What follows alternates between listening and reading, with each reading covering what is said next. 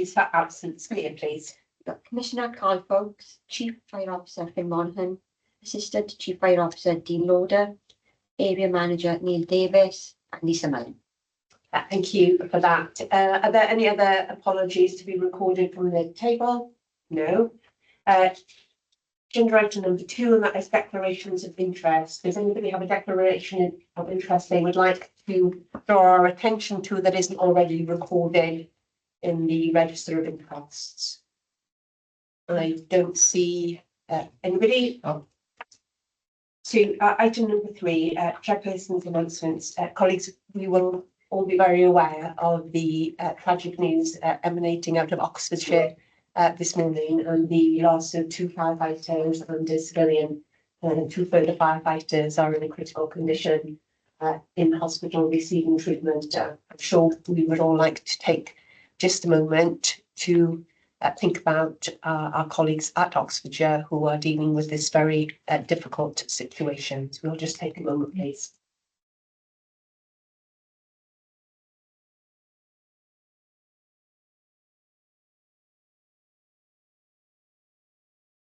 Thank you. So we'll move then to item number 4 on the agenda, and that is to receive the minutes of the committee meeting that took place on Friday, the 21st of February. First of all, are there any issues with accuracy in the minutes that people would like to raise, or are we content that this is an accurate reflection of the discussions that took place that day? Don't see anybody. So are we happy to agree the minutes? We are. Thank you very much. And then to item number 5, and that is actions arising out of the previous committee business. So that's on page 13 of the pack. So first of all, we have 4.3. That's scheduled to take place in August. So that's on track. Dominic, for that? I would say that's ahead of schedule. So we've got a report around the recommendations for the commissioners and their progress. And then we'll be looking to sign off the 36 that it specifically recommends within that action before that meeting. Brilliant. So we'll keep that on, but looks like we're ahead of schedule. So thank you for that.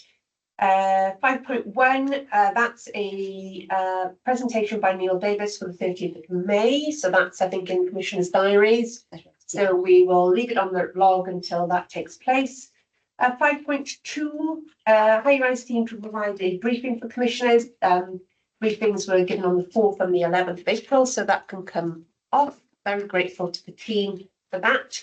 5.3, Mike Evans to provide an update to commissioners on the learning and the outcome of Dr. Holland. The update was provided on the 14th, so that's complete and can come off. Thank you, Mike, for that. 5.4, fatigue management paper.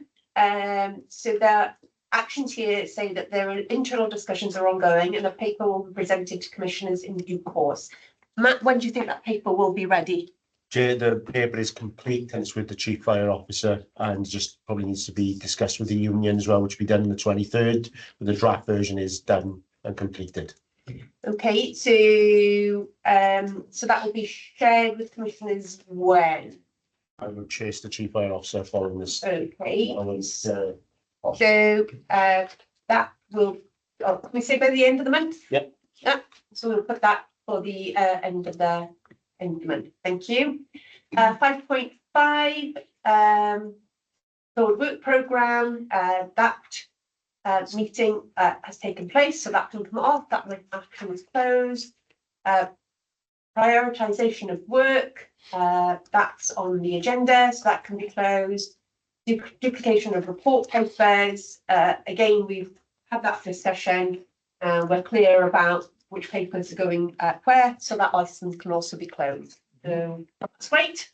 Any other issues on the action log? Are we all happy that we proceed on that basis? Perfect. Great. So let's turn then to number 6, reports for decision. So first of all, we'll go to the paper on the progress of delivering the independent cultural review report's recommendations. Yeah. So this report is an update on our position on the recommendations for the independent cultural review. The paper provides an update to commissioners on the progress and how we are going to implement the recommendations in full. On the 21st of February at this board, we agreed a process to do that. That process involves bringing recommendations that we deem complete through our Service Improvement Board culture. It then goes to the Strategic Change and Transformation Board for final approval, and we then move that on to make sure that we've checked them with our staff and implemented them into the future change process. The report outlines a new amendment to how we are going to make sure we quality assure the evidence in line with those. So we've made a commitment to staff that we are not going to take this as a tick box exercise. We're going to make sure that each recommendation has verified demonstrable evidence, and that we highlight a so what or a what next from each recommendation that leads into our wider transformation programme. So the report has a progress update that highlights the 36 recommendations that we deemed complete. This was the position that we brought to commissioners previously. It then moves on to highlight how we're going to move that forward in terms of the evidence gathering. The annex gives you an example of our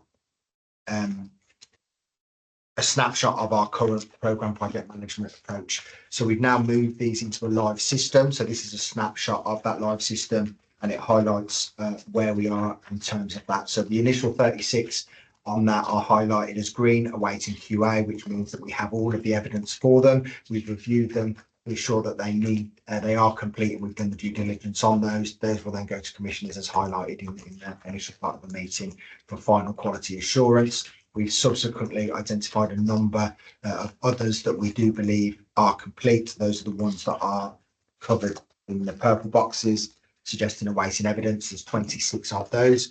We've brought those to our Service Improvement Board this week. We're now collecting evidence for those, and we'll bring them to the next board for sign off and approval before they go to quality assurance as well. That leaves 19 that are currently in progress. Of those 19, we've identified dates for them and when we believe that we're going to bring those in for that same process.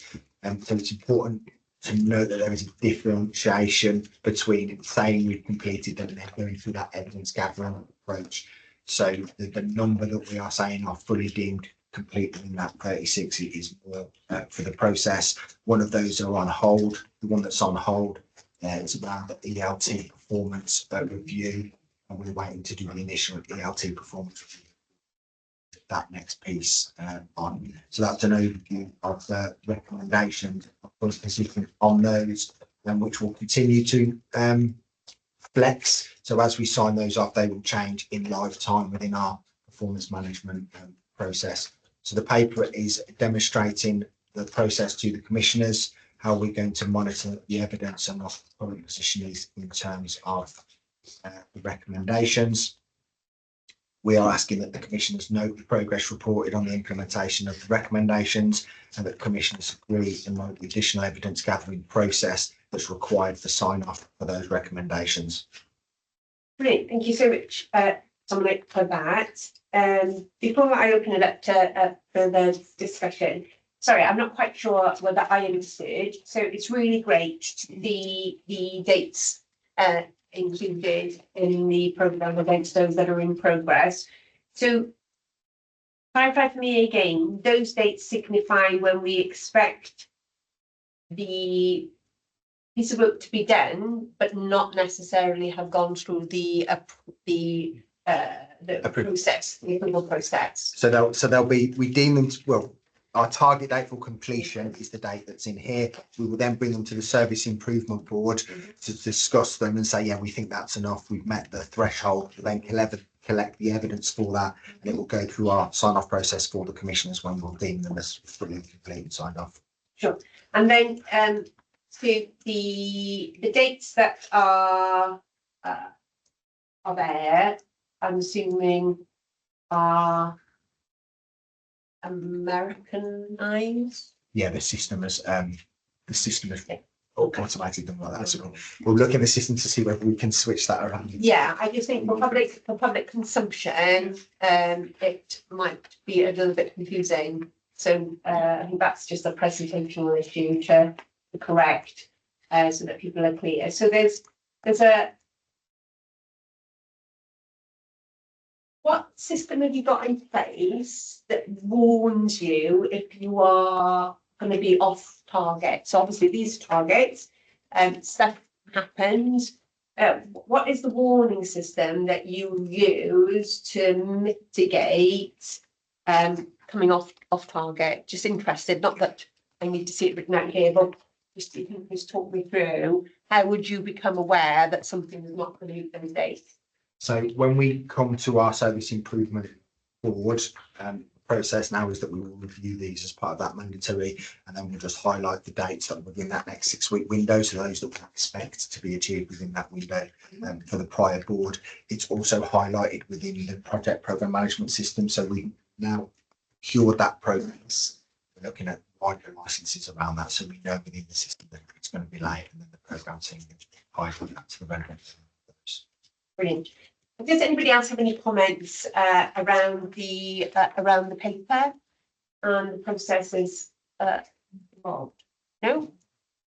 No, well, if there are no further comments, thank you very much. I think this is a really helpful way. I think it gives much greater clarity than perhaps we had previously around the status of the programme. I think the inclusion of the dates is also really helpful, and having an assurance process so that we really interrogate whether we have done what we've said we're going to do, I think is a really important part. And I'm glad that that's being applied retrospectively to the things we've already said and reported that we've done. So I think that's really useful addition to what we've had previously. So thank you. If there are no further questions on that, we will move to item number 7, and that's prioritisation of projects and tasks within the transformation plan. Thank you. So this paper broadly outlines our prioritisation piece of work.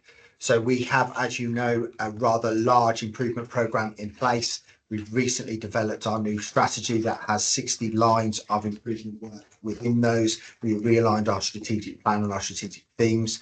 We have the 82 recommendations, our thematic review recommendations, our wider transformation programme, and then we will have a number of improvement pieces from the HMI that will fit on top of that. Our ambition the whole time has been to streamline that into a model of improvement and future strategy delivery, so we're not replicating or duplicating work.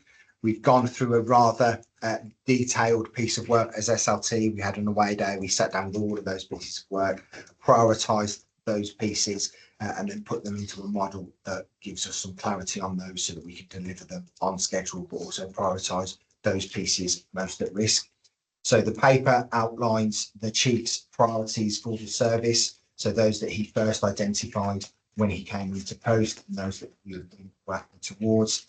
It identifies a new prioritisation framework, so how we are defining those as priority 1, priority 2, priority 3, priority 4. So priority 1 pieces of work we deem critical. Those are actions that are needed to mitigate immediate risk, legal compliance or organisational reputation. So those are the ones that we are prioritising.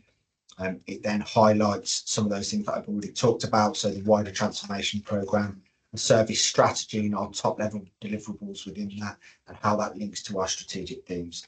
The report highlights what our P1 critical work streams are that we've pulled out from that whole piece of improvement work. They cover areas such as the cultural review recommendations, risk management in its entirety, community risk management planning, HMICFRS inspection methodology, and within that there will be specific areas that we want to focus on when the report is published, wider areas such as discipline, grievance, decontamination. So those sit within the project. You can also see where we've already mapped those across existing pieces of work and where they currently sit. So for example, community risk management planning maps across into our governance and strategy programme. There is a whole host of pieces of work in here. A number of those 60 pieces in the strategy fit within wider pieces of work, so we've prioritised those, and we've given you a snapshot in time from our programme management system that we are utilising to manage that. So that is live on the system. Those will continue to be updated.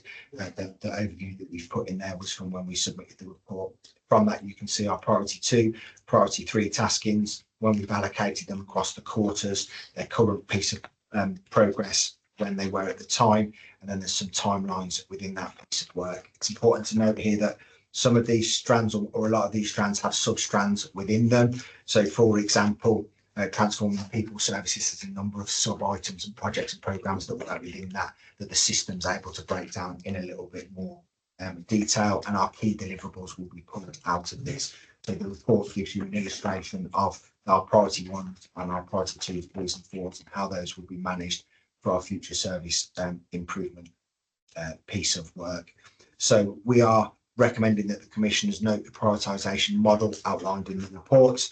The commissioners note the alignment with wider service improvement, so that whole piece of strategy, transformation, thematics, and wider service improvement forward. And the commissioners note that the delivery will be monitored through the service improvement board. So that programme management approach that we're adopting will be managed through those improvement boards, so that you can have consistent updates on the whole improvement journey.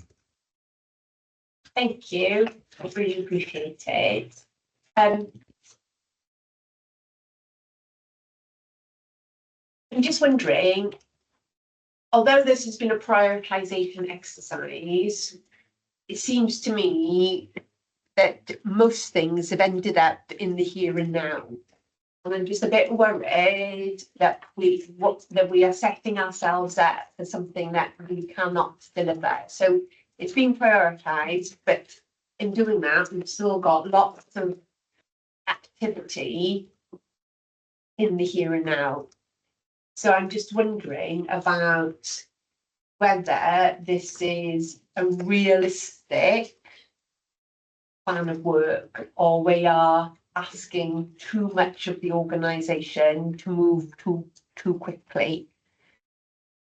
And you know, other people may have a view, maybe that actually this is absolutely manageable, but it seems to me we've got a lot of stuff that is happening in the here and now, and we have not been able to identify things that we've been able to maybe put off to a later date. I'm concerned about, you know, the capacity and the resilience of the organisation to manage that. Yeah, and so there is a lot in the Q1 sections. You'll see this snapshot doesn't include the full detail that you would get in the project management system. So, for example, where we've got timeline ending, a lot of those pieces of work have been started in Q1. We'll move forward through that, and the key deliverable dates sit in a bit more detail underneath. So there is a lot of work there. There's also a lot of interdependencies. So we need to progress some pieces of work to be able to progress the others. I think once we start using the project programme management approach, we may need to adapt and adjust some of these pieces of work. Yeah, so I mean, when we looked at it, you know, we've got some very tight timelines, haven't we, as well, for delivering. So we've got stuff starting in March, expected to be done in June. You know, I mean, and I'm just really worried about how realistic some of that is. I mean, I applaud the ambition and the intent, but we have to have some deliverability confidence as well, don't we, along that. So we need to balance our desire and our ambition with confidence around deliverability. And some of this looks really challenging and really tight for people. Oh, sorry. I think you're right to raise the question, and absolutely workloads are a lot and overwhelming, but it's something that needs to be managed locally. So from the communications and engagement ones, I'm not going to complete all of the work, and I've got a delivery plan that sits under this that makes it really clear what's deliverable in each quarter and each priority. We're not solving all of the problems and we're not doing all of the work, but we're making a start. So we've phased it that way. And I think there is a challenge around resilience and trying to get everything done whilst trying to make a positive improvement and difference. Yeah, sure. I just so looking at your program, she's like a head above the parapet. So you know, if we look at yours, Rhian, you know, most of that there's two things. Well, and then like the 1st of January, one of those. I mean, it says here that we're expecting you to deliver all of these things, vast majority by the end of the calendar year. So it's making a start. So in the comms plan that we've got in the paper, in the pack later, I've got a delivery plan for the years. So 1 year delivery plan is putting the strong foundations in place. Mm. In year 2, there'll be a whole raft of new work that will keep working on each of those headings and develop it as we go. So it's a pathway through. So the things I've got in the delivery plan, I can deliver Mhm. by the period and the priority and both that it says on the plan. Okay, so when it says timeline end, am I misreading what that means? No, but it's the delivery plan underneath Mm, it specifies the details of what would be delivered in that time. Okay. Sorry, so, and these are, and I think it's important, that these are the improvement pieces. Yeah, So that a lot of these should be business as Well. usual. So it's, we need to get it to the bit where it can go into business as usual, if that makes sense. so, and then we've got, so what I would describe as unfortunate terminology. I just don't know how professional the phrase working on it looks. Yeah, And so again, in terms of like public confidence, I just wonder whether there is presentationally something that we could do to improve working on it. And then we've got some steps as well, which again, I think again, presentationally, I think is problematic in a public facing document. I don't want the public to be thinking that we're stuck on some of these things. So again, I wonder whether that's, but looking at the stuck, what then that says to me is how are you going to unstick? Because what this does not tell me is what is being done to unstick the things that have got that rather slightly unfortunate label on them. So what I would, so I guess this tells us some stuff, but I guess for maybe in future iterations, especially where we've got stuck, would be something that explains what's being done to address that. So I think there is so the system is very new. Yeah. So the system has a lot more detail in it.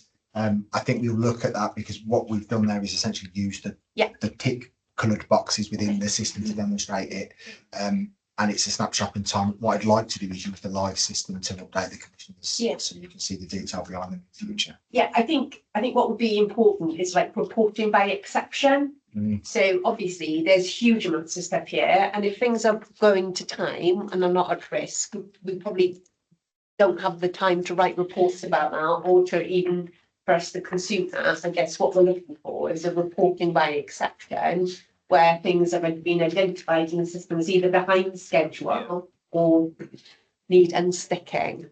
I think that's what we would be interested in understanding and seeing. Any other comments, questions? I mean, for me on this one, just to provide you a little bit of assurance, say for example, on the leadership, SLT, leadership development, that activity has already started. I wouldn't say there's a date where we'll close that down because it's an enduring activity of our development and how we develop as an SLT. So to put you at ease is that has already started. You know, we are doing our mandatory training, we are doing a lot of serials together. So I think that will change in time and sort of echo what Dom said there. There is a little bit of system, it does look a bit clunky, and I think the terminology is out source. I would agree with that. Yeah. Yeah. So I think, yeah, as I said, I think what would be a useful, because these things are like developing in maturity all the time, aren't they? I think what would be useful is then to be able to report by exception. So, you know, these are the bits that we need to alert the commissioners that we're struggling with. And then, you know, on what we need to do, because I think we need to move to a culture where this isn't your problem as a holder of some of these work streams. It's our problem, isn't it, if we can't make progress on it? But we can only understand that it's our problem if there's our willingness to share the fact that, you know, it's really difficult to deliver. So I think, you know, as we move this forward, it would be really good to understand which bits of this are going well and which bits are not. Are there any other comments that people would like to make? Thank you very much, Dominic. I think obviously the software is having some impact, being able to, demonstrate some further information. And we can change that terminology. Yes, that would be, I just think internally it's fine, but I think externally it is in danger of looking a bit glib and, should I say, teenager-ish almost. You're the chair, you can say what you want. Yeah, well, it sounds to me like the kind of thing that my teenagers would say to me when I ask them if they've done something. They tell me that they are working on it. But brilliant, thank you for that. Let's move on then to reports for information and assurance. And we'll begin with the thematic review operational training update. Right, I think I'll go through this in Neil's absence, Yeah, thank you, Chair. So obviously Neil's on annual leave. Well, not obviously for those who are online, but Neil's on annual leave. So I will do my best to cover off what Neil's put in his reports. Obviously, you've been involved in a lot of these in any case, but Neil has got the necessary detail to go with that underpins what was in the highlight report. So from a reporting position, we absolutely remain on track to complete the whole thematic review by the 31st of December 2025. We're well in advance of that, as I'll come on to shortly in some of the recommendations. It's just really recommendation 1 and 4 that requires a little bit more work, particularly with our operational colleagues in terms of training calendars and what training we give to firefighters. And as you know, Chair, because you've been involved in this from the get-go, there's a lot of interdependencies across all the thematic reviews. So some work we do in the training one will necessarily be dependent on some of the work that Mike's doing in his and Matt's doing in his. But if I go through these 7 recommendations, 6, but obviously recommendation 2 is split into 2A and 2B, and over a few of each of those in terms of literally a balcony view would be recommendation 1, with 40% complete. Essentially, this recommendation, as an organisation and through PDR Pro, so the management of competence on our operational staff, all our 47 locations, they would all do the same training delivery and the same frequency no matter if you're a firefighter in Central or a firefighter in Treorchy. So we could say, whilst that covered the basis, it wasn't smarter working. So the Chief Fire and Rescue Advisor advised that we have regular assessments of hazard risks and threats and your line training to those specific to the station area. We had a really good meeting. When I say we, that is the uniformed members of SLT with the training team in Cardiff Gate to look at their proposal for that.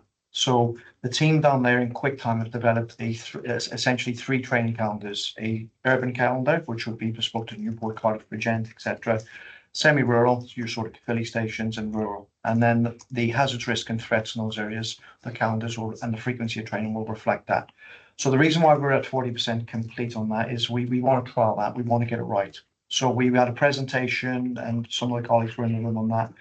The work that's gone on there is going to strip down the training needs and the training hours required to maintain competence on those stations and focus purely on the threats. So if you're a firefighter in Central, necessarily you want to focus more on shipping and high rise. If you're a firefighter in Treorchy, it's probably going to be your domestic dwelling fires and your wildfires. So we've got that calendar. We're going to trial that calendar. We're going to learn from it so we get it right. And then when we've got it right, we're going to roll that out from unitary authority to unitary authority, because a lot of the operational training we do is a collective and on even unitary authority basis. So that's recommendation 1. And please, at any point, I'm happy to stop as I pause on each recommendation to take any questions before we move on to recommendation 2A and 2B. Any questions on 1? Please continue. Thank you. So 2A and 2B, thank you, Chair. Really great progress. We're 99.5% complete on this recommendation. Again, uniform members of SLT had a very in-depth look at the training needs analysis conducted by Neil and the team in Cardiff Gate. I think it's an 80-page report. The level of detail that's gone into the TNA is incredible. It's fair to say what it shows is that on our whole time establishment, we have got enough time within the current shift system to do meaningful training. On our own call, our RDS staff, it's a different animal, so to speak. We come up short there, and Neil's got the metrics on that. So that TNA, Neil's going to, what I propose, Chair, is we bring that TNA separately into the commissioners, probably through the informal channels first, just to show you the level of detail and analysis within that, so you can be reassured. So with the TNA now conducted now, and we move into recommendation 3, that's then about how do we close that gap off for on-call? So that recommendation 3 is sitting at 10%. And the reason it's sitting at 10% now is once we sort out recommendation 1, the training calendars, that will reduce the training burden on those stations. So we'll know what data we're dealing with. So once we've got that deficit, so let's say it's 70 hours at the moment, we change the calendars and we drop that deficit down to 10 hours. We then look at the 9 core skills that we're asking each of our firefighters to do. Matt then and his team will say, do we want all our firefighters to cover off all those 9 core skills? Matt says answer yes, then how do we close off that deficit in terms of the 10 hours? So that's the little bit of wider work that we need to do in collaboration with Matt to move that from 10% up to where it needs to be. But again, that recommendation, as where all of them will be done by 31st of December. Again, happy to pause on recommendations 2 and 3 because there's a lot of recommendations in this one. No questions? I'll come to you at the end. Carry on. Certainly, thank you. Pick 'em up. Recommendation 4, 75% complete. So again, really happy with the progress there. Micro teachers, the hold up there really was the capacity and training support unit. We've now recruited someone, and I don't know if they've already started. We were waiting on the start date, so hopefully they're down in Cardiff Gate working. Once we've got that extra capacity in there, that dial will soon start shifting up towards 100%. And again, there's a lot of the stuff that they're doing is dependent on the stuff that Mike Evans is doing. So Mike Evans is producing a lot of great work on operational effectiveness. And those presentations from micro teachers have to be produced by the same team. So there's a big pull on that team, but with the extra capacity in there now, we'll be able to free up and get moving on this one, as well as the other thematic reviews. We're sitting at 75% complete at that recommendation. Recommendation 5, the control measure tactics, primarily through a collaborative effort with Mike, some of the SMEs and training across the service. We've been to Holland. We've got international experts coming into the service later on this year, again from Holland and from Australia. Tremendous progress in this area. We're sitting at 80% complete for this recommendation. And again, I think Mike's going to cover more of this in his operational effectiveness thematic review. We're sitting at 80% there. And then finally, recommendation 6, the compartment fire behaviour training syllabus. This is linked into the work that Mike's doing as well. So how we responded to welding fires. So that's sitting at 80% complete. And when essentially Mike finishes his operational effectiveness review, that becomes embedded into the training syllabus. So good maintenance of skills, they will quickly flip to 100%. And then just to close this out in terms of those 7 recommendations, what we're going to do through the thematic reviews, which we've instigated with High Rise, is and to give SLT and to give you as commissioners a high level of assurance. The evidence sign-off form is incredibly detailed. You know, it's more than 3 lines of defence, and that will be signed by the head of the thematic review, the director, and it'll go to the commissioners for final sign-off. But the evidence gathering behind that in a separate document, so not just the whole thematic, each individual recommendation will go through a substantial evidence sign-off process, which we've started with High Rise, which you'll soon see. So that's me done, Chair, in terms of the training update. I'm happy to take any questions. Brilliant. Anybody got any questions, Brian? I have some. Anybody else? No, great. So, recommendation 2A to B. Sure. It talks about the fact that our stations do have enough time in their current patterns to do the training necessary. But then it says this is caveated, understanding that daily work schedules will be disrupted when crews are close to operational incidents. That's kind of like pretty obvious. It's a statement of the obvious, that. Yes. Yeah. But what I'm interested in understanding is, do we have an idea what that level of disruption looks like? Because is it a level of disruption that we are able to tolerate, which does then not impact adversely on the training? Absolutely. Or would we expect the level of disruption to be so great? And I guess it's going to vary from station to station as well, isn't it? So what do we do for those stations where we could anticipate that their activity level is going to impact on that? So I get it that at the moment, if they don't do anything, they can get all their training done. But the reality is that they do stuff. So what is the level of impact on their ability to do the training, and how do we mitigate? I mean, that's statement the bleeding obvious as well, isn't it? Really But So I guess the question is, having stated the obvious, what Yeah. are the risks? How do you manage that risk? What do you do about that, Matt? Yeah, so basically the first thing is part of the reset feedback now we've included in the metrics which is recorded is exactly that, Commissioner, the time interrupted on planned activity. So over a period of time, we will have an exact figure of what that means, because today I can tell you how long we're out on incidents.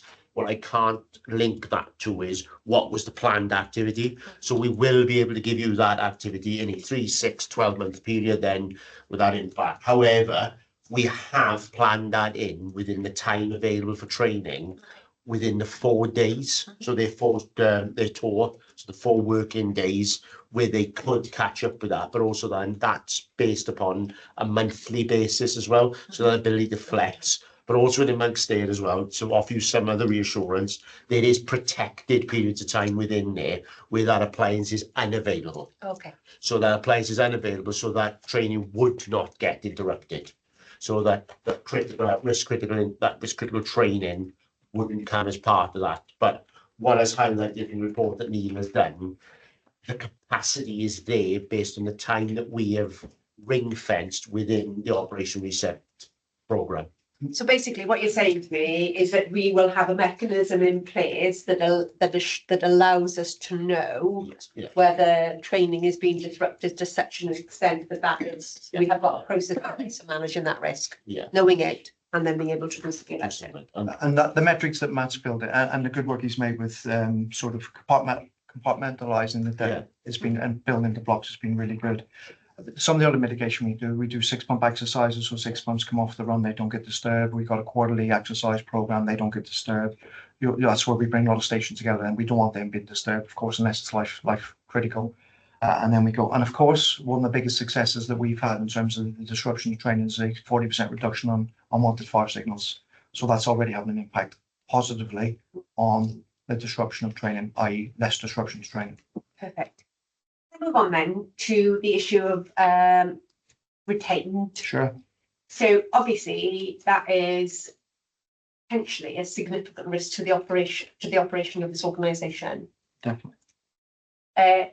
Stu, I'm just wondering, we cannot be the only service that has had to engage in this issue. We're not the only service that has retained crews, and retained crews throughout the rest of the country and services have had to grapple with this. So, you know, how is there anything that we can learn from other services that would enable us to overcome some of these some of the issues associated with this gap that we've got? And it is a problem across the UK fire sector. Yeah. You're right, Matt. So I'll let Matt come in. I just want to do some research. So how this works then in terms of the thematic review, as a training school, we now say, here's the deficits. Mhm. Here's our proposal in terms of the station calendars, which will reduce that deficit, let's say from 70 to 10 for sort of how do you say it? Illustrative purposes, but you know what I mean. So let's just say we've got that. Then how do we close that off? So that's the bit now that Matt's doing the further analysis. So partner is broadening the role. So operations have got to tell us in training what an on-call firefighter looks like in terms of, do we want them to do all 9 core skills? So if Matt determines that to be the case, then we've got to mutually agree how we do that from a training perspective. And if Matt comes up following his research with all the other fire services around the UK where this is a problem, then he will then hopefully, and I know you've got some options, come up with an idea about how we can do with our things like gas tight suits as an example. Do we have gas tight suits on fire engines that are crewed by on-call? Because we got gas tight suits, we got training. So those are just a small example of do we want the RDS to the range of calls a whole time firefighter to do? So it'll be considered, it'll be researched, and it'll be evidence driven.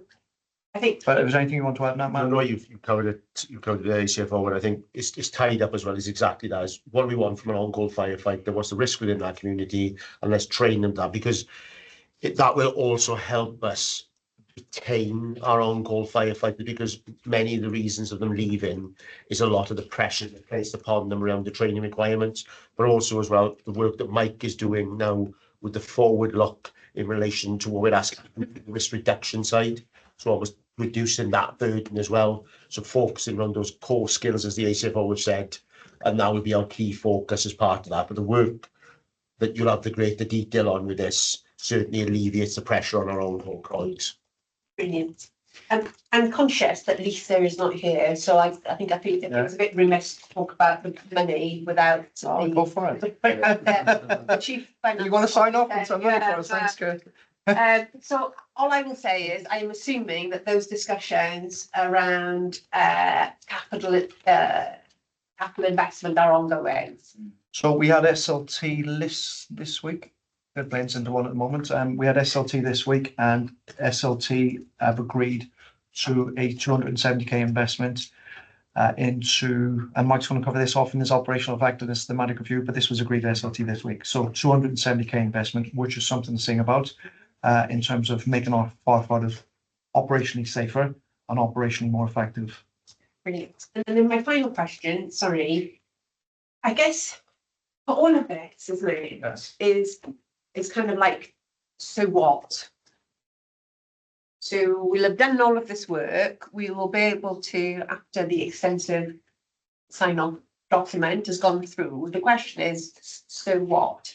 And I think, especially kind of like a recommendation for us, we're investing now in new roles, new micro teaching, but how are we going to know that what that has done has made an impact for our staff, so that they are better trained, they're better equipped to do their job, and then impact for the public?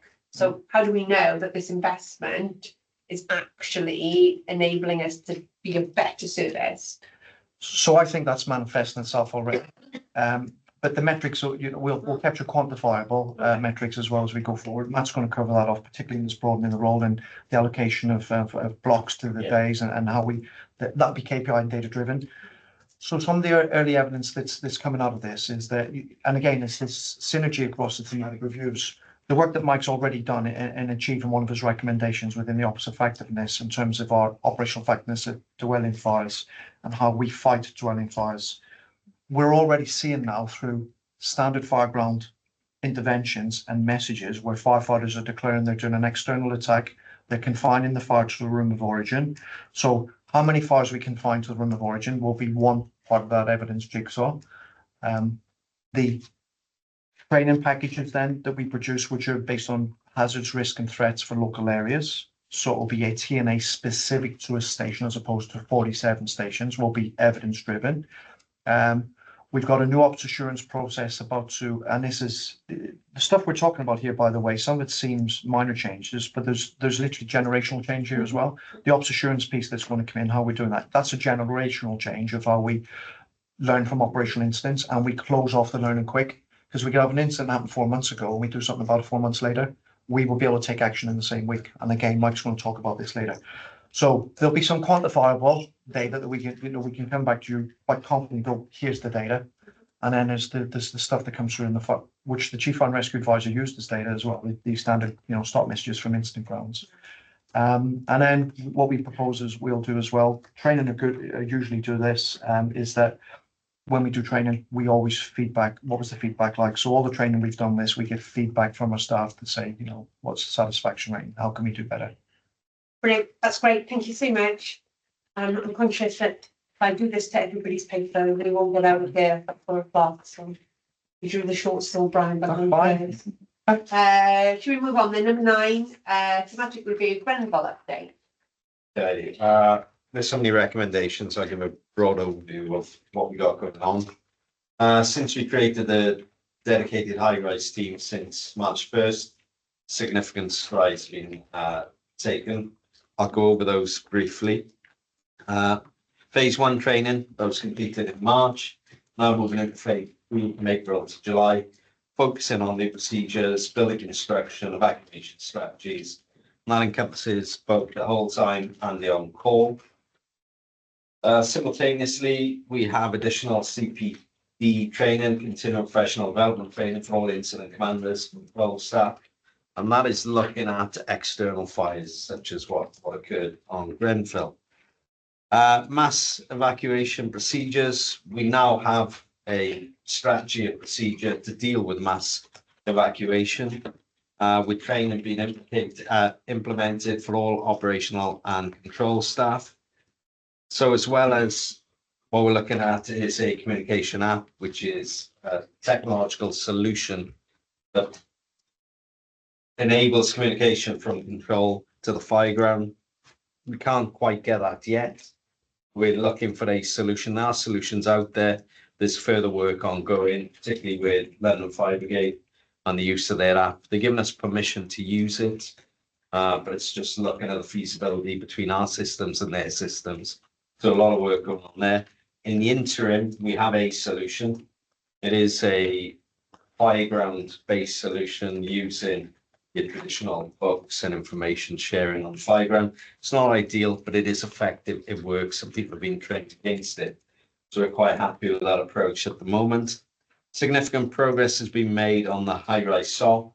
That is now finally out for consultation. So that will, when it's gone through the consultation phase, that's going to sign off a lot of actions. So I'm quite pleased with that. The focus for the next 3 months is going to be on the evacuation SOP. So work is ongoing there. They've made some progress with that. So hopefully within 3 months that will be released. Key focus for the group. I want them, we need them to get over the line, learning from Wales, Grenfell. Yep. So that is a priority for them. Some of the issues and challenges made reference to in the document, we've overcome the one, which was about the third team member. So we now have another station manager who has both business fire safety qualifications and knowledge, but also someone who's on the original high-rise implementation team. So we brought a lot of knowledge and experience into the team. One thing we are mindful of is the difference between legislation between England and Wales. I know that the high-rise team, they met with yourself and the representative from Welsh Government, Steve Pomeroy, to discuss some of the differences, which included the personal emergency evacuation plans piece and how they could be implemented. There's a new Building Safety Wales bill, which we're hopeful that that's going to address some of the differences in legislation. So we're quite pleased with that. And I know we've mentioned this a number of times, the compliance document. It is there as an example. So what it does, you identify your key evidence. Are you fully compliant, partial compliant, and non-compliant? Detail your list of evidence, who the owner is, and how it's signed off, both by myself, Brian, and ultimately the commissioners.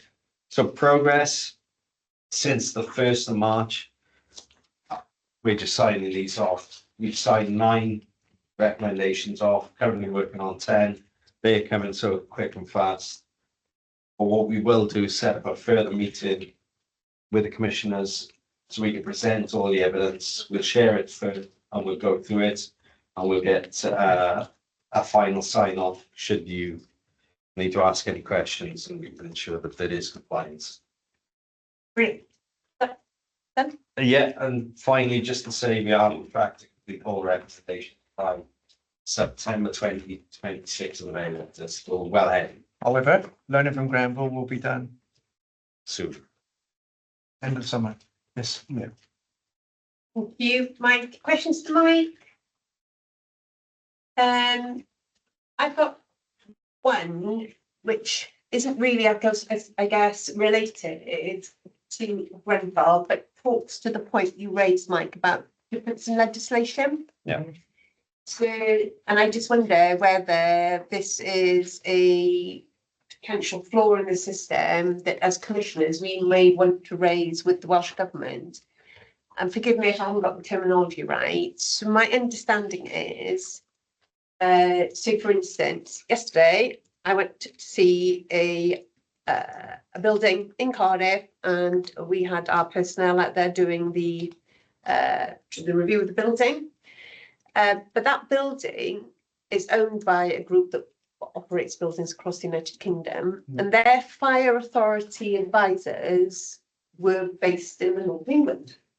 So they are receiving professional advice around what is required of them as the owners of those buildings, and they are receiving that advice from an English service who is clearly advising them. Well, it's not clear. but they would be more familiar with the English system. Yeah. Rather than potentially understanding that the regulations and the legislation for operating a building in Wales potentially is different from where they are based. And for me, that seems to be potentially problematical, that they're receiving professional advice from a service that wouldn't necessarily understand the differences between the jurisdictions.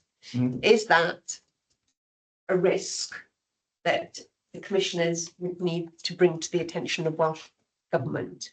Or are the differences between the jurisdictions minimal and therefore it doesn't? But it seemed to me that it could have the potential for.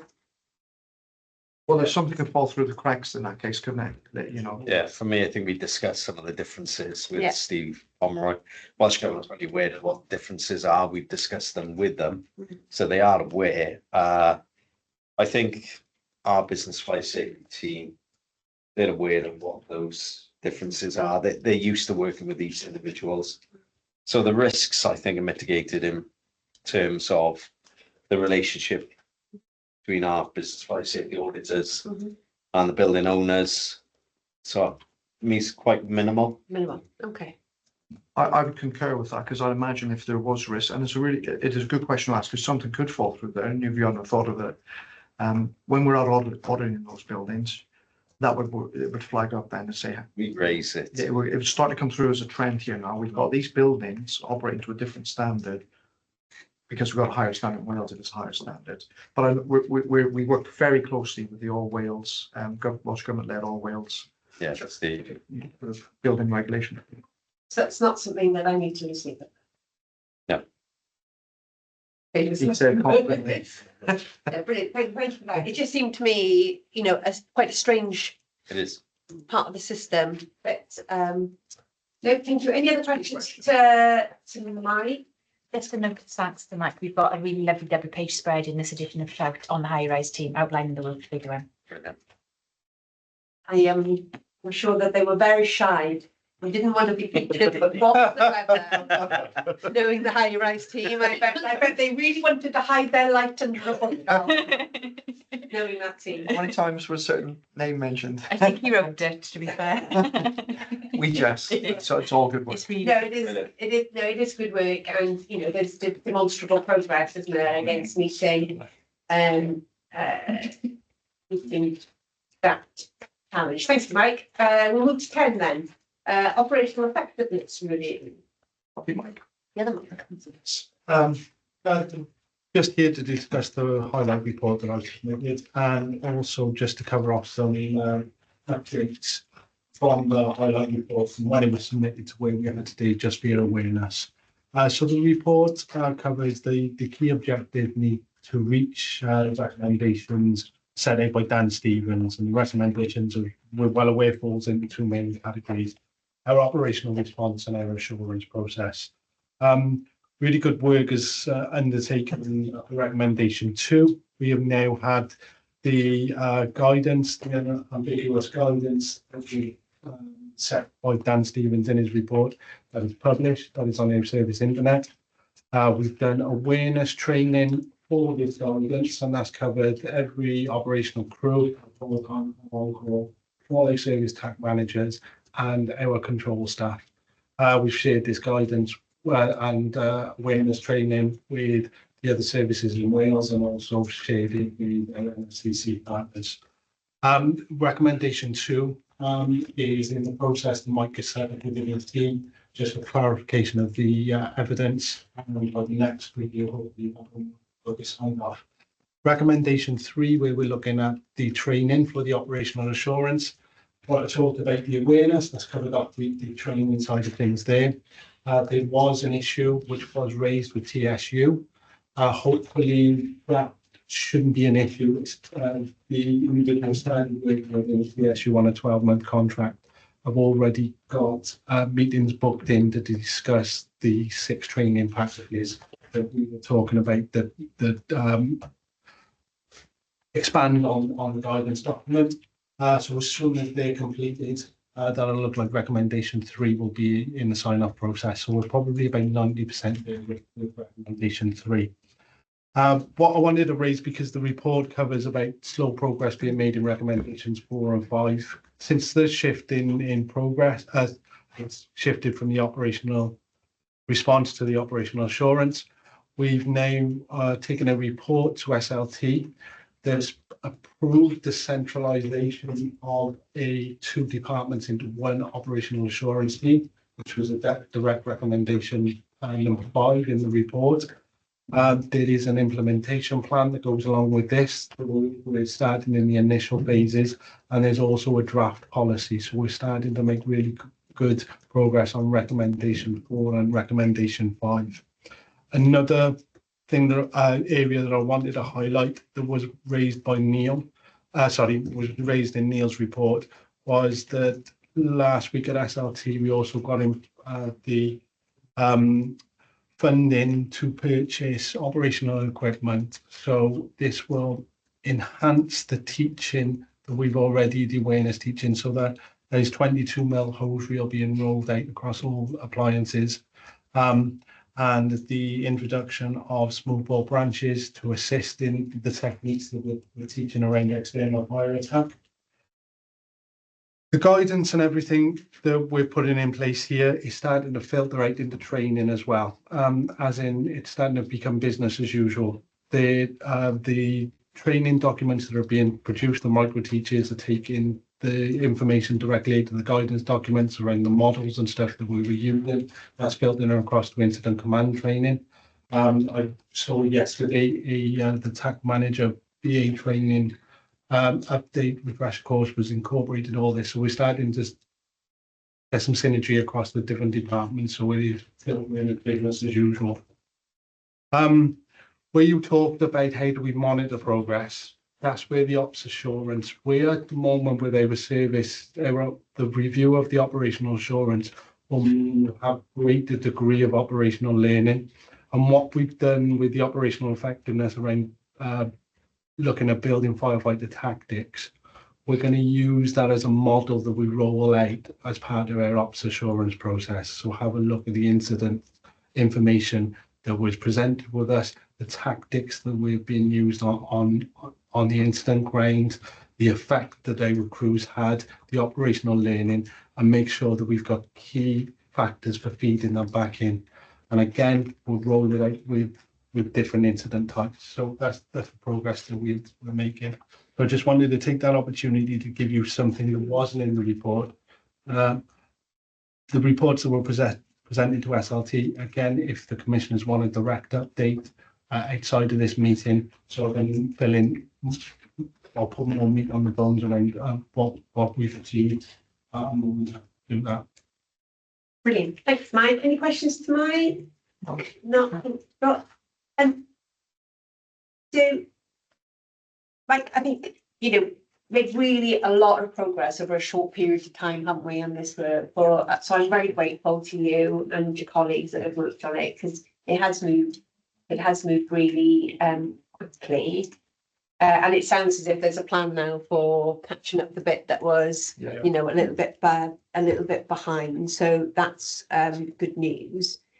I guess, forgive me if I've misunderstood this. So some of Dan's recommendations around ops effectiveness are potentially also going to be fed back to us in another report. So how do we, make sure that we're working in synergy, not on cross purposes, or there are no cross purposes or mixed? Yes. So the HMI report is very strategic in nature, and we did a really robust self-assessment process prior to that. So a lot of the areas that would be reflected in the HMI report are already in our transformation program. So essentially, their first pillar, understanding risk, as an example, is our governance and strategy portfolio. Our transformation program in terms of talent management is the piece around talent management within HMIC FRS. The thematic reviews that Dan has picked up are quite specific, quite detailed on specific tactics and those kind of areas. whereas the HMI report on the same areas are a little broader, so they kind of complement each other. So HMI will look at our whole operational training approach, and within that, we'll pick up those little detailed granular pieces. So the thematic reviews and the way that they're targeting targeted data, but the HMI report will be picked up quite broader, and the way that we've streamlined that into our strategic plan is through new aligned strategic themes. So the prevention, protection, response strategy that the teams are working on will pick up their areas of work, and it should align with their KPIs and the performance framework. I guess what I'm concerned about is like Mike and his team are like busy going down this route, working really, really, really hard, and they've got their kind of like end dates in mind. I don't want anybody kind of like sideswiped really by something else that drops on us from above and then disrupts, or you know, all of a sudden, you know, asks them to jump through a different set of hoops, you know, because people have got enough hoops they're jumping through at the moment. And I don't want, I'm just looking for some assurance really that we're not gonna suddenly turn around to Mike and say, hang on, you turn and go off in this direction now. So as long as we're gonna line the sight across the organisation. Yeah. So the action plan for HMICFRS has been worked with the ELT, Okay. SLT, so Mike and Matt and the teams own their areas of action. So Matt owns response, so the work that they're doing streamlined within it. So it's not a duplication or a different set of tasks. And we purposely try to avoid the specific focus on little AFIs and recommendations and put it in a broader picture, because it enables us to work a bit more effectively. So I'm quite clear in this. My priorities are the recommendations from Vanilla that fell into my directorate, and thankfully there weren't many, because to be fair to people services, they got the majority of them, and we've got to do what we can to help them get through theirs, and take a collaborative approach to that. Mag reviews are my other priority. Yeah. Until we get them, okay, these are the stuff we got, you know, as part of your terms of reference as well. This is the stuff we got to square away, because this is stuff that people we got to get right before we move forward. So this is my priority. So that they won't be swayed or pushed out, because Right, great, no, that's fine. Yeah, I'm just conscious that, you know, you're making such good progress. We don't want you kind of like derailed in any way. No, I'm quite focused on getting this finished, and again, like Mike said, we're looking for the end of this year to have. They're all going to be done by the end of this year. Yeah. yeah, can I just bring, because this is an assurance bit as well, is that what, and maybe some people think of being unfairness, what we've been good at in the past is doing a bit of work and then moving on quickly and getting a badge and we're done. Yeah. So what we're going to do with Mike is when we get all this over line, because some, you know, minor change, but you know, collectively it's a lot of change, and then there's some substantial fundamental change, particularly around ops assurance. And it's a bit like the high rise team. When they finish what they're doing, they're going to remain in post for another 6 months, so they can do proper evaluation and then proper, you know, make changes if necessary. So it'll be, we operationalize, we go into a sort of monitoring evaluation phase, and it'll be 6 months after that we'll become BAU, because we've got a tick in the box and we've moved on quickly in the past. It's not going to be the case this, because of ultimately this is about firefighter safety on the incident ground, all this. Yeah. So we can't play at that. That's really, really, really sweet. Mike, really appreciate all your hard work. Should we move into number 11? I think we've been involved the role, Matt. I'll be brief, Richard, to there's some key points, because a lot of this we've covered in our previous conversations as well. So you'll be pleased to know, obviously, Operation Reset is implemented, up and running, as to be expected, as we was expected, because it's changed to the organisation. There are elements that people are finding difficult and challenging, and we're finding that our systems are challenging itself, but we're overcoming that. So that's not a major issue. It's so basically all our whole time staff now are up and running, it's implemented, and we are capturing the data and we're learning and finding as we go along as part of this then.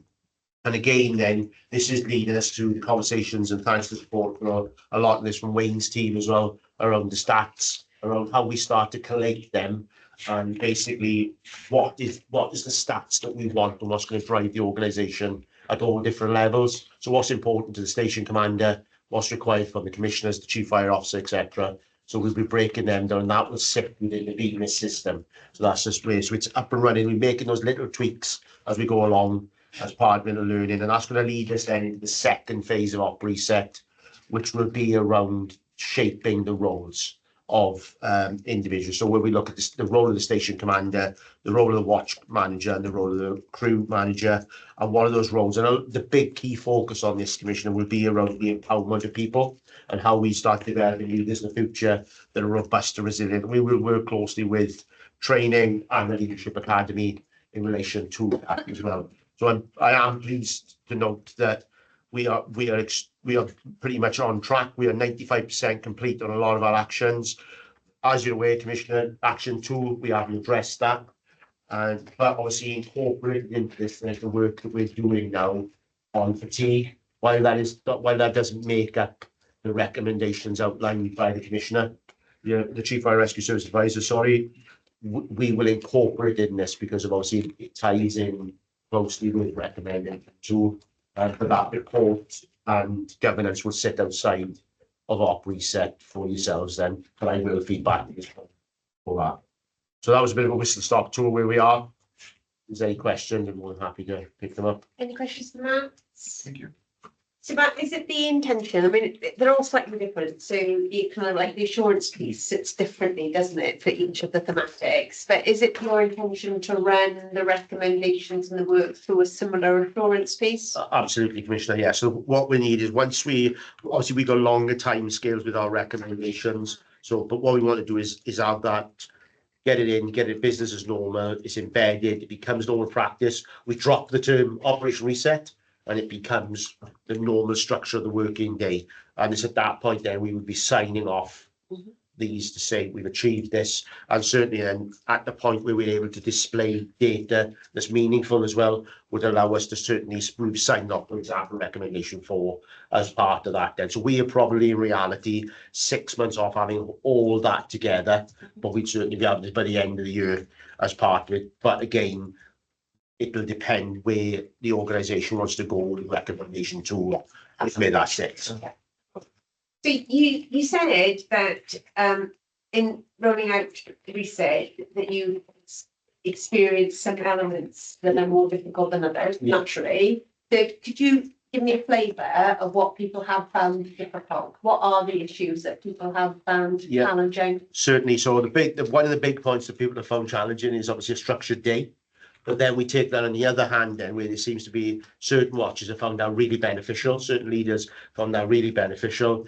More of our experienced older watches have found that quite difficult. The fact of that lack of flexibility within the day for now, but also as well, there's simple things then that exists that don't align to our current policies. So, for example, the spoilt meal allowance. So the time in our policy for spoilt meal allowance is a different time than it is in Operation Reset. But obviously we're able to mitigate that by the part of the trial within there as there. But they are predominantly the systems, and one of the probably the greatest amount of feedback we get at the moment is people feel they're duplicating work around placing stuff on the metrics for Operation Reset, but then having to put in job seats for risk reduction.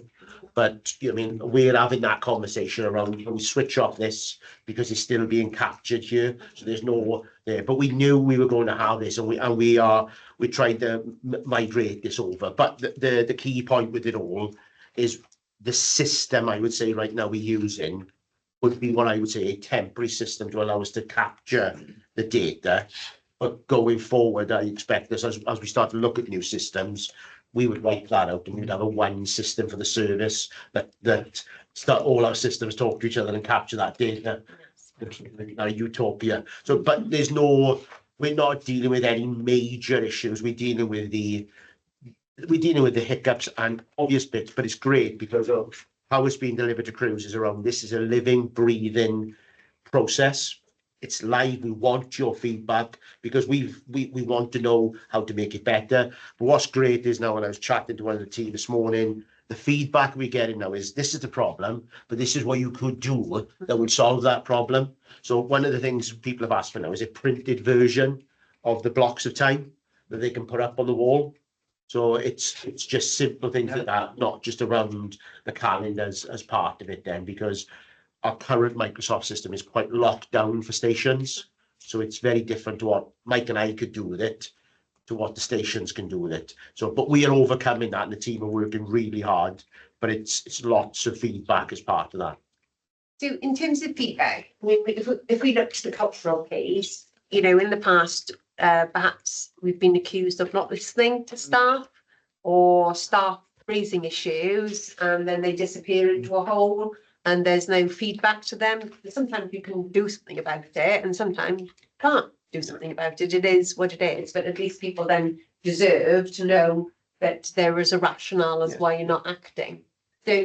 So tell me about how you're making sure that people who are coming forward with issues, how that is being dealt with, so that actually staff out there feel that, you know, they have got a voice. It is worthwhile talking because either action is taken or even if it can't be changed, I have a rationale given to me as to why it can't be changed. So those feedback loops, we've tried to focus purely around the commanders. So we're asking people to feed into the commanders. The commanders then feed into OST. And then often these adjustments are made very quickly. So every Tuesday morning, I meet with OST and we discuss what are the issues, and then if they can be closed off quickly, they are. And it's more of those bigger issues around systems and processes are taking the time. But then we feed back to the commander, and the commander has that conversation with the watches, because what we're trying to do is reconnect the commander and watches to be that leader of the station that's channeling that information up and down, which has sometimes been lost over the years. So it's part of, we have discussed having a Microsoft Teams forms that people can report in. The issue with it is you can't reply to it. So, and it's still, and we wouldn't want to take away that human interaction the commanders having with the watches, because we're trying to put the commander at the forefront of this, because where we will step to in the future with it is that complete responsibility to the commander of that station, starting to own the station, starting to deal with the issues, which is then down to some of the comments we see where people have felt disempowered. Yeah. So re-empowerment there. So, but a lot of the issues are being spun over quite quickly because they are simple issues. It's just more the ones that are difficult are the ICT issues because of our systems. And I totally understand that ICT can't change something overnight. But there's a good network of conversations happening, and there's those weekly meetings happening with ICT and ops as well.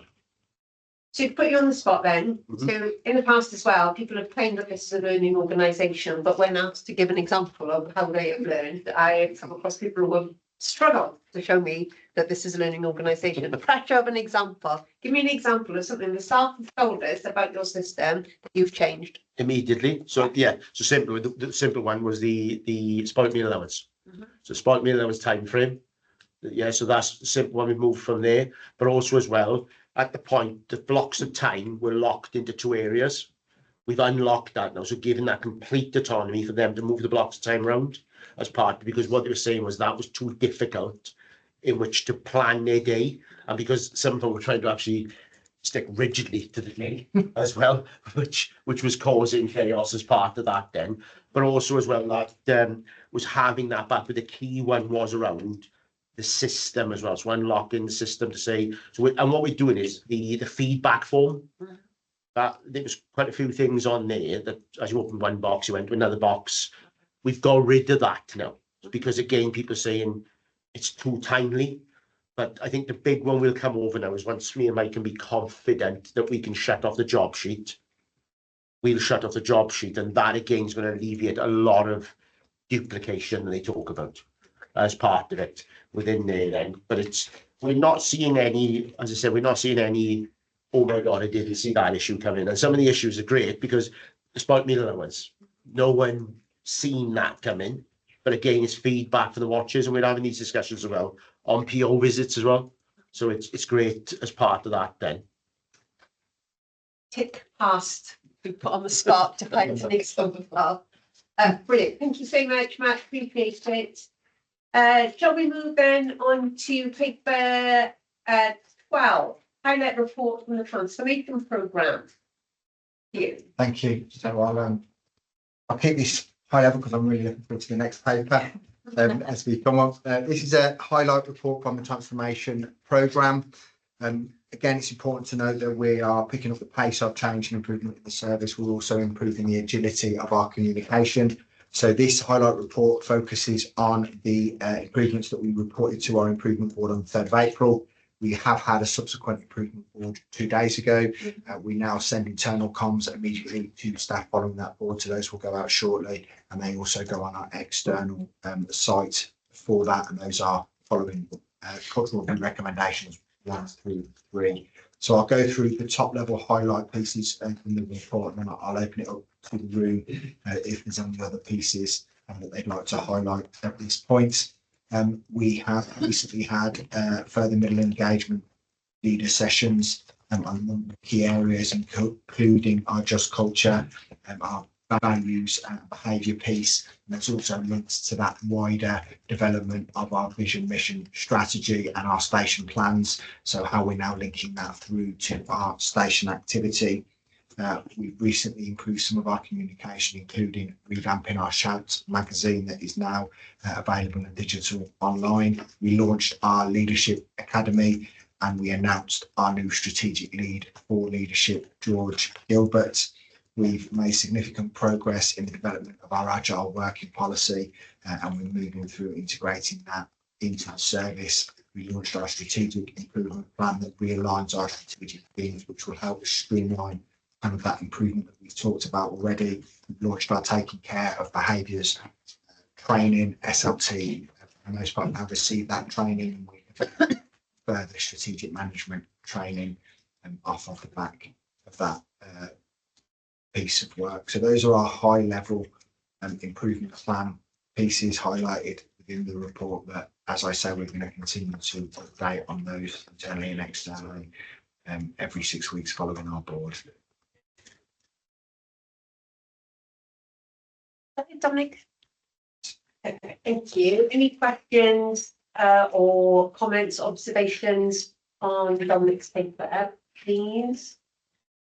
Didn't see anything for Dominic. I just want to understand about the rollout of the Taking Care of Behaviours programme. So I know that started now. Yeah. Could you just explain how that is going to go forward from this point? Yes, absolutely. So I'll probably hand over to the experts that have done that piece of work. But as a highline summary, they've launched that, SLT have received it, and there's a delivery plan in place to move that forward throughout the service.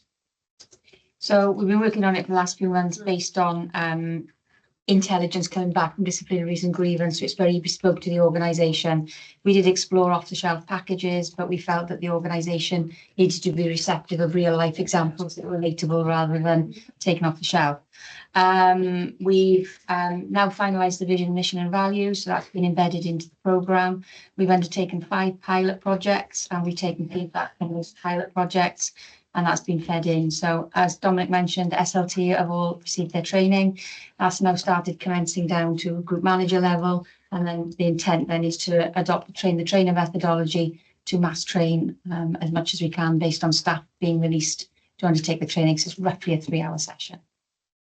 Thank you. And in terms of the themes that are being delivered that are bespoke to us, which is, you know, why we've done it that way, what are the main elements of that training programme that you were looking to address? So conduct behaviours, realising what workplace sexual harassment is, microaggressions, the kind of things that people are going, well, that's banter, not bullying, all the kinds of typical issues that you see in through the culture review on the headlines for the sector generally, and addressing our obligation under the Equality Act to prevent workplace sexual harassment, how to report it, being an upstander, and you'll also see around all of our property in our estate posters around bullying and harassment, upstander, public harassment, how to handle public harassment, and that's on mass out there as well. So how will we evaluate the impact of that programme? So obviously, I mean, how will we make sure that everybody that's supposed to do it does it? And then how will we know that that has been a worthwhile and successful program? So it's mandated training, so everybody must undertake it as a face-to-face delivery. Initially, I expect there will probably be a spike in grievances and concerns raised. So whilst initially there will be a peak, we would then expect there to be a drop-off, and then naturally staff feedback through engagement surveys in terms of a safe and positive environment and a generally nice place to work. Thank you. Any other questions on Can I this. just build on that as well? And I think there's something about the hydro work that Dominic's leading as part of the transformation, linking it through to an immersive experience and exercise as well. So there's conversation yesterday with the Hydro Suite and University of South Wales around taking care of behaviours and the learning outcomes and pushing it through into an immersive experience. Very early conversations, but there's a desire to lead that for Wales and link it into the NFCC, which kind of expand on all of that as well. It's interesting, when you've been in long enough, things come full circle, because about 15 years ago, People Services used to bring actors in from London to do the exact, we used to have proper actors come in from London and they'd sit in a room and play out all these horrible case studies from across the sector. And that was 10, 15 years ago. Proper actors, and you couldn't catch them out. They were brilliant. And HR used to routinely do that. So if you were a young aspiring leader, you had to go through that type of training. We probably should add all new recruits go through the training as a matter of course, look at it as well. And it's part of the induction programme for any new starter corporate. Thank you for that. That's really good to hear. If there are no other points to be raised, should we move on? Is everybody happy to move on? Thank you, Dominic. And we'll go to number 4. No, we won't go to number 4. We'll go to Berkeley, an engagement update. The chair. This is the first time we've come to a board meeting with our plan for communications and engagement. So thank you for everybody's patience while we've assessed, reviewed, consulted and engaged with people to get us to this point. So we know there's a lot of work to do. This is an outline of some of the key foundation work in the first year to set a new standard for comms and engagement throughout the service. It's based on NFCC fire standards, professional best practice, feedback from colleagues, conversations with trade union reps, and the core code of ethics. And it pulls together all of those recommendations, the step forward work, and the anecdotal stuff that I picked up when going through the service that we need to get better at. We know that robust comms is the way forward. So this plan addresses those improvements and gives us an outline approach and new ways of working. And it builds on what the team have been doing because they've been surviving brilliantly. It's now how do we take it to the next level? So we are proactive, planned and strategic, less reactive and doing what we can. The strategic aims are around enhancing the internal and external, the positive culture, the stakeholder relationships and making sure it's inclusive and aligned, strengthening the crisis comms and the resilience and supporting the operational best practice. It's about giving people clarity on the part that we play to deliver our vision, mission and values. And there's a comms strategy that's built on data and evidence. There's not a lot of data for comms out there at the moment. So in the matrix section, where you're looking at the benchmarking and reporting, I'm gathering that baseline data at the moment. So we'll have a look at that through the comms audit that I've done and some other stats that I'm trying to collect.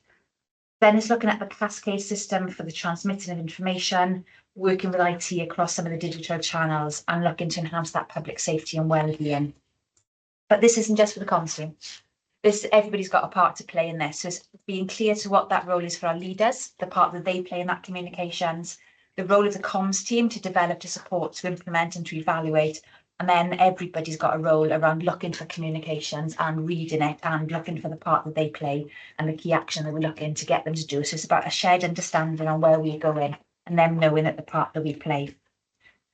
Taking everything together, we've developed 7 work streams that have got key deliverables and tactical outputs assigned to people with costs and timelines and some metrics for success as well. So those 7 work streams are internal comms and culture, change comms and public engagement, external and public engagement, crisis comms and resilience, stakeholder and media, team development and collaboration, and continuous improvement and evaluation. It's really important that we take the team on a journey with us as well. It's around giving examples of how we can step it up and do things differently so the team feel empowered, engaged and involved and not done to with part of this process. We'll be putting in place key channel and metrics, some proxy measures, how are things landing, how are things reaching, but we're also striving to deliver against the key strategic KPIs of the service as well. So what are they? So the stuff in the HMI, the feeling of trust, the feeling of safety, etc. We're looking at all of those as well. I've not just been sitting there trying to write a strategy since December. There's been a lot of listening, learning and assessing. A lot of work with the team, so getting to know each other, sharing how we work, how we support, how we challenge, how we raise our standards, ask for help, praise. A lot of work on our own purpose, vision, mission. And then the expectations on what good looks like. So what are those new standards that we're looking towards and how do we behave with each other? How do we give that feedback? How do we challenge? All within that NFC leadership framework. We've had some discussions as well around different things within the service and the part that we play. Some of the other things we've done to deliver change is we've had a relationship refresh with some of the key media, and we're starting to see the benefits of that now. We're having phone calls from the press where I've heard this, and we can tell them the reality of the situation, but also they come in to join us at events. We had ITV Wales at our recent pass out parade, and we've got emergency services times in Cardiff Gate next week to cover some comms as well. We're looking at updating our brand guidelines, our narrative for strategic priorities, all the key projects. How are we talking about them? What are the lines to take? What's the why? What's the so what in all of these things? And a much more planned and proactive approach for key campaigns. A good example is the wildfires. We saw the increase in media calls. We shift from reactive to proactive, put a comms plan in place, put a shift system in place for the team, held a media day, and the coverage that we got was much better than us running around trying to answer all of the questions in an ad hoc way. We're reviewing and changing our internal comms. We've talked about Shout magazines. We've taken a different approach to that. Clarity on each channel with its purpose, its aims, and its key audiences will stop us throwing comms out there and hoping some of it sticks. That's a longer piece of work, and we've got conversations booked in to look at routine notice and service information as well. Who looks after all of those? How are they more aligned and strategic? And underneath all of that, we'll have an editorial plan for the year. We've got key campaigns. My team go out, talk to different people, what's going on, how do we tell the stories of people behind the projects, and then incorporate that into our channels. We pull them up onto our channels and onto the different ways of working. We need a new tone of voice. We need guidelines around that. How do we talk to each other? How do we come out of that kind of telling into that engaging and working with? So there's a big piece of work that we will do around that, and making sure everything is accessible, inclusive, and including things like diversity and Welsh language as well. They're the key headlines around the approach that we've taken. The detail is there in the actual document with the detail of the plan and the matrix for reporting for any questions. Yeah, thanks, Ian. Diolch yn fawr. Any questions for Rhian on the plan? Comments, reflections? I thought the new Shout looked great. Thank you. And, you know, and it's what struck me when the commissioners arrived and you talked to people, everybody shuddered at the idea that South Wales Fire and Rescue would be on the TV.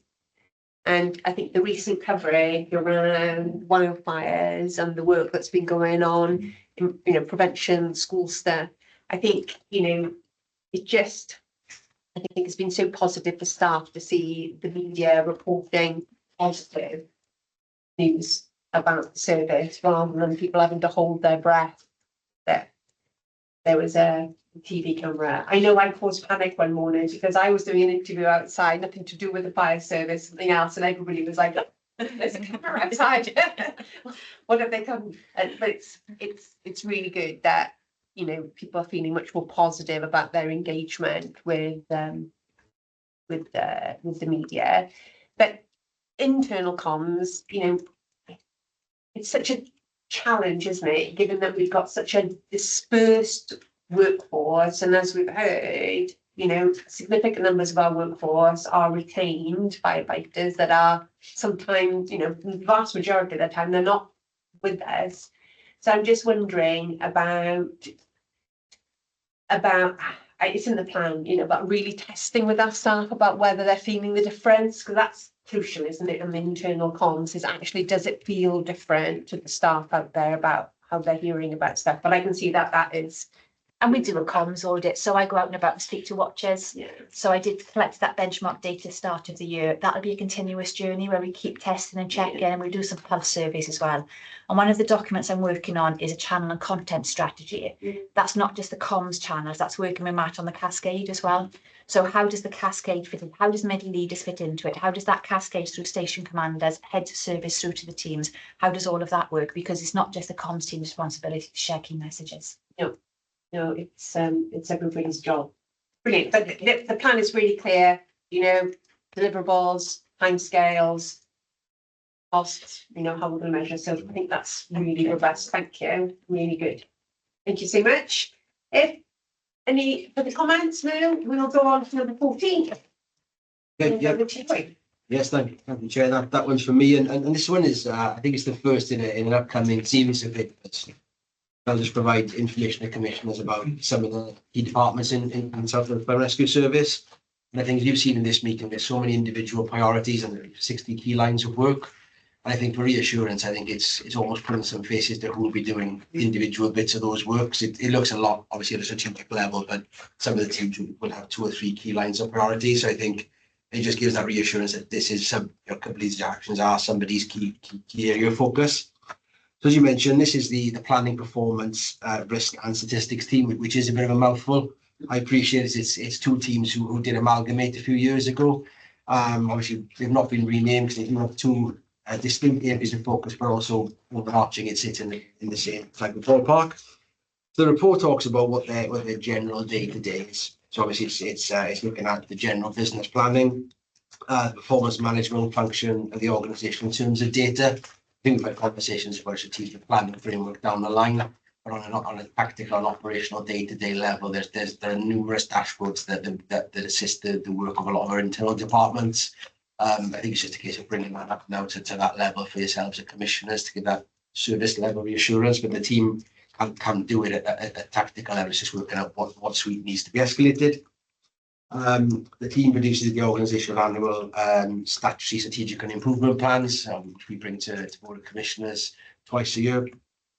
And the team manages and oversees the strategic and departmental risk registers. So I think it talks about broadly what they're doing now in terms of their business as usual. It then talks about, I've gone into the team structure to give an idea on the types of roles we have, the amount of people there. So I think it's a team of 12. What it does on top of that then is, in addition to their day-to-day business as usual, an indication of what their key priorities are. And I've tried to take these from that key 60 work stream. So it's identifying a more robust system for identifying, assessing and mitigating risk, which is one of the P1 priorities. We've got someone looking at that as a key priority now, so making sure that it's not necessarily duplicating their work, it's changing the way they work in the short term, and then that coming to business as usual then down the line. So that'll be them going forward. Devising a community risk management plan. So the way we write down strategic plan and improvement plan, the community risk management plan, while it'll be bright and fresh this time around, will become business as usual as well, and that will sit with that team. So it's getting that piece of work off the ground really, and starting to look at planning against risks in our community. If they're implementing the new fire rescue service data platform, so at the moment UK-wide they use the information recording system for all their operational data. They're trying to implement a FARDAP system to replace that. So that team will obviously be key in making sure that we still have operational statistics to be able to feed into a performance framework. Services business management information system. That's something again we use a lot in house for managing risk registers and also for developing dashboards. So I think in terms of the wider digital strategy, it's ensuring that we've got the right systems in place to be able to provide assurances to yourselves that actions are being done, that the risk registers are being managed, and a place where people can write qualitative narrative against what they're doing and actions. And obviously that is looking at the service performance management framework, as I just mentioned. So I think I've mentioned in previous meetings, I think the vast majority of the data we need is there. I think it's now, particularly we're going through a lot of audits and a lot of, I think the last 12 months we're looking at ourselves in the mirror a lot. So now I think it's going through the changes we need to, and now looking at the end of those, what do we now need to start measuring to ensure that we are a really high performing service, and the evidence towards that. I think at the rest, so I've got into that in the report. Again, it's just to provide those key lines and those key priorities of what that team are working on. I did put in the report as well some of the risks. I think it was appropriate to put that in, and that was just to show they are being considered. I think the risks that are on the agenda, and again, it's again the ongoing uncertainty on the governance and reporting requirements. If you put it in there, very much that's a very live conversation between yourselves and everyone around this table. But it's just that will impact that team. Obviously, with any reporting requirements that do change, then will change.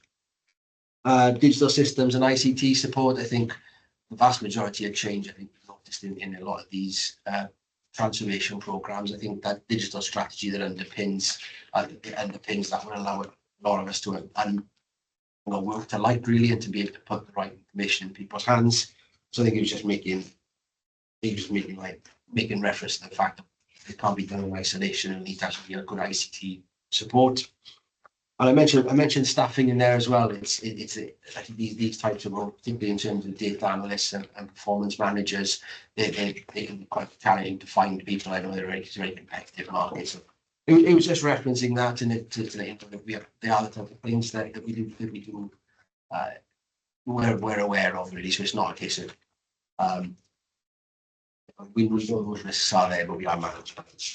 But it was just an overview, really, like I said, of that team. I think again, it's just to provide a little bit of reassurance that these high level bits of work that they will sit with the team. So that team will be focusing on the areas. But if there's no, I don't know nothing else to do that question. Thank you, Wayne. Any questions or observations to Wayne? I think it's been a really useful paper to have. I know that myself and Alan really appreciated this. Was a bit of the staff who were a bit unsighted on. Yeah. So it's been really useful to understand, you know, how that part of the service is currently operating, and useful to understand some of the you know, the wider strategic risks that they are potentially contending with. So I found it really useful document to have, stuff that I didn't know previously. So it's been really useful to have an insight. Any questions, Wayne? No?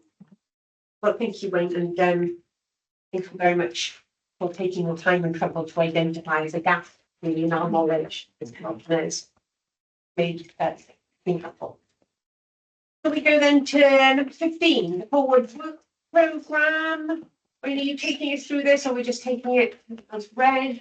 Yeah, taking it as read if everyone's happy. I know it's I think we say at the end, it's a live document, so if anything does come up in the meantime, or any issues that we do need to bring to the next meeting, which is the 3rd of August, we have that conversation in due course, I think, and amend the document accordingly.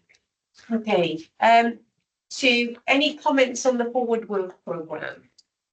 Are we happy that the items that are there are items that we think are appropriate to come to this committee? Anybody there wishing that they hadn't previously made a commitment to bring a paper and now are having second thoughts that they said that out loud?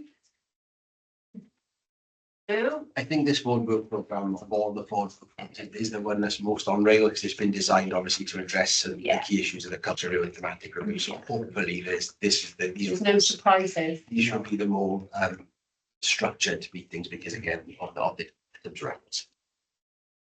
So any comments? Everybody's content. As we say, you know, we might find something that arises that we need to put in and respond to each date. And number 16, any other items of business? I've not been informed of any before the meeting, but has anybody got anything that they urgently need to raise at this time? No, I don't see anything.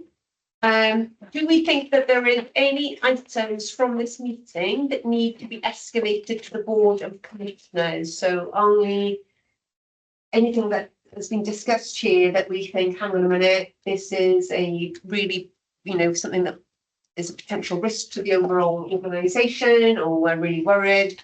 I don't think there has been from my book. I think everything remains pretty much on track. Okay. So there's nothing really to elevate, is there, or to alert the Board of Commissioners to? No? Brilliant. Thank you so much. We'll meet again in August. Thank you everybody for the efforts that have gone into getting the papers to where they are. So really appreciate it. Thank you very much. I'll bring the meeting to a close. Thank you. Thank you.